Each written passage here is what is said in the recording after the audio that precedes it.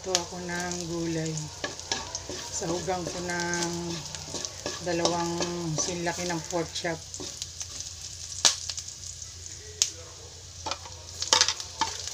Isa muna tayo guys. Nilaga ko muna yung baboy para malambot. Tapos yung medyo natirang sabaw, tinabi ko muna para pang sabaw mamaya. Gisa muna natin to. Tapos lalagay ko na yung ating beans. Ito beans. Tapos itong white na to, ito yung pinakatangkay ng ng broccoli na malambot-lambot. Sabi kasi ng kapitbahay ko, kinakain daw yan. Dati tinatapon ko lang yan. Lagyan na natin.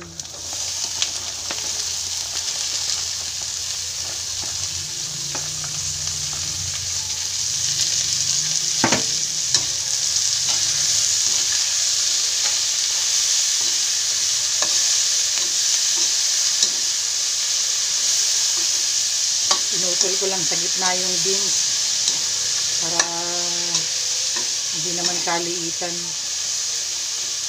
Gisa lang po natin yan.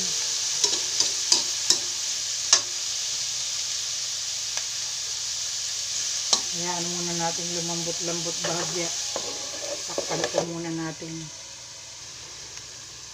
Lalagay ko na itong natirang pinaglagaan ng baboy. Takpan ko na lang ulit. Haluin ko saglit.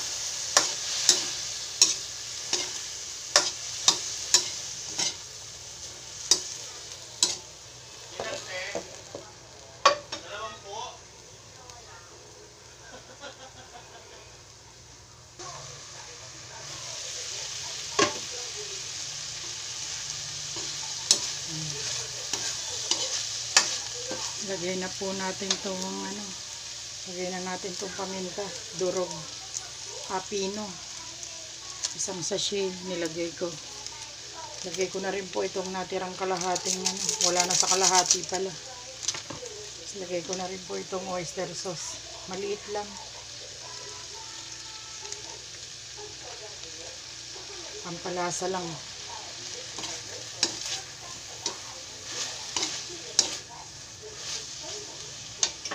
Lagyan ko po ng mga 1/2 cup lang muna to para hindi masyadong marami yung sabaw, baka masobrahan.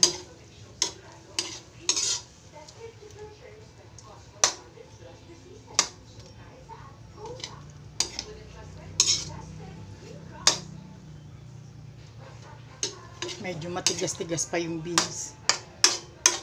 Pakuluan pa natin ng mga 2 to 3 minutes na lang siguro.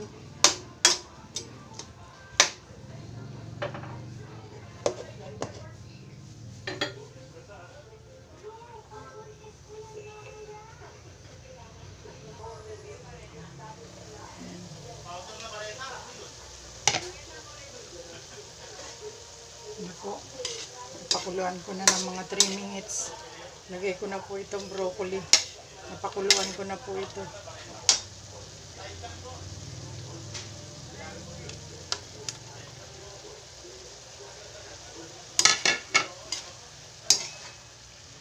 Ayan. Diet po muna tayo ngayon. Pork at gulay.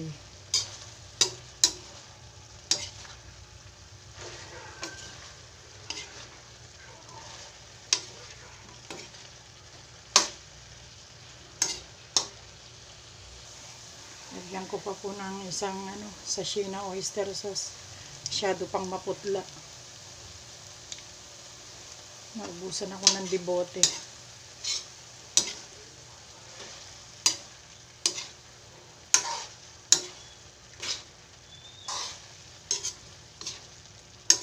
Ayan po.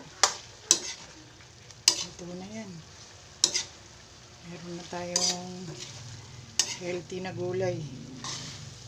Pwede na ulit walang rice. Sayaw mag-rice. Luto na yan po yung broccoli na yan.